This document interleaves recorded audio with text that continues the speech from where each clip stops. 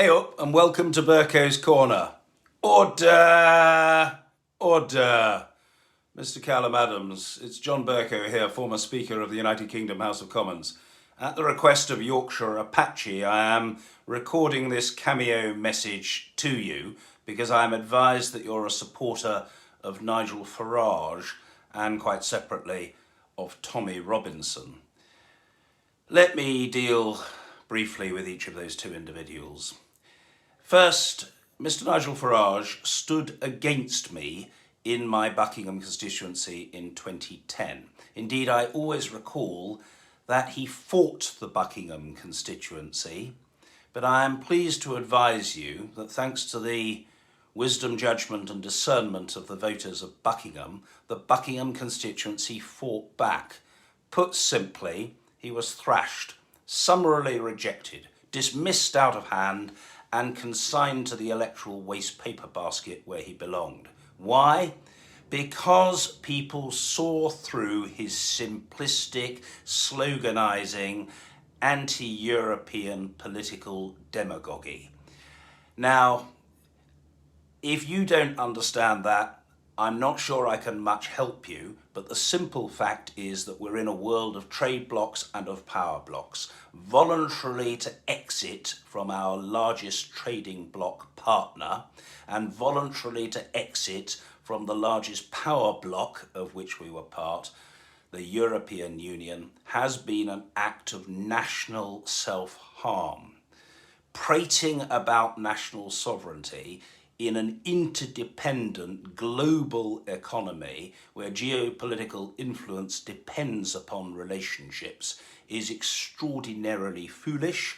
The ramifications will persist for decades to come. This country will be both economically poorer and politically less influential. Sadly, this is something that Mr. Farage doesn't accept, and you seem to have fallen prey to his misguided view.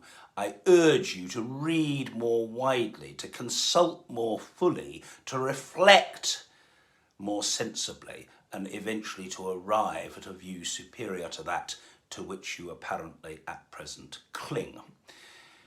Let me turn briefly to the other bloke who's very considerably worse. What I want to say to you is this. Mr. Tommy Robinson is a hard-line, anti-immigrant bigot with a track record as long as your arm of espousing thoroughly undesirable, indeed detestable prejudices. We do not solve problems by exploiting them. We do not unite people by driving them apart. We do not get the best for this country by trying to pit one group against another. I politely but firmly and unmistakably put it to you that this country of ours, the United Kingdom, is built upon immigration. That is the history of the evolution of the United Kingdom. And we are stronger and better as a consequence. This country is richer economically, richer culturally, richer in every way as a result of the migrations that have taken place to it. And a cardinal principle of a civilized society which should underpin the mores of the United Kingdom going forward is that we treat people equally before the law, irrespective of race, colour, creed, ethnic origin, gender, sexual orientation or disability. That is what we should do. Not slag people off or discriminate against people or think people inferior because they're a member of one group rather than another group. Rather, we should stick together and treat each other with courtesy, with dignity, and with respect. Mr. Adams, you have unsound views, you are sadly deluded, you are underinformed, you really need to do a lot better. Go away, man, educate yourself, read more fully, think more carefully, develop a greater political awareness. It will be in your interests and the interests of anyone who happens to be around you.